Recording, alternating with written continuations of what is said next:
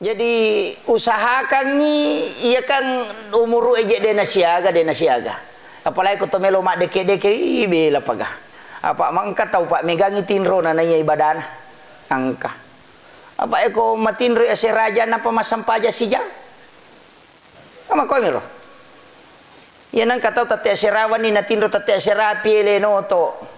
Napa si matinro ko tatesi di tengah na pian na noto ya tau make tu kon nang 10 na taong umuruna 42 atau matinro 10 video atau tuh itu kamakiro angka itu istilah biasa makada seimbangkan ngilino musibah akhirat mu ya kuya salah-salah ngije kapa nasyaga mi tetana me kitu kolina annam ya 70 na 70 taong yang kamu tahu dapi siratu tahu pak tapi aish ya nasiratu tau tu kolino 47 na manima raja dua minabara ko tanya le na chau tu pangonron na chau monrong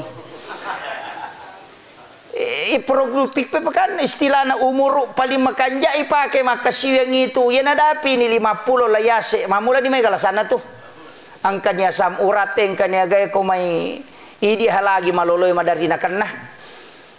angka nipat dilaka cuma ko gamay angka pak burana wita na rampe tau pandrite maka daya nang tau masam paja sunat subuh na baca mui alam nasrah rakaat pertama alam tarakai rakaat kedua dia nak nai pat dilaka tu si bapak diutu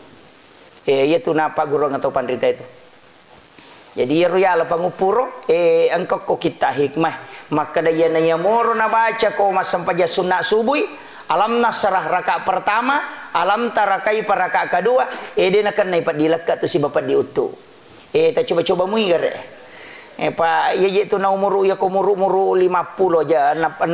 na aja memang tak sapa ingka memang ni boleh apa sitongan nak apa peringan ramato SMS nama tola kalau mau ya tu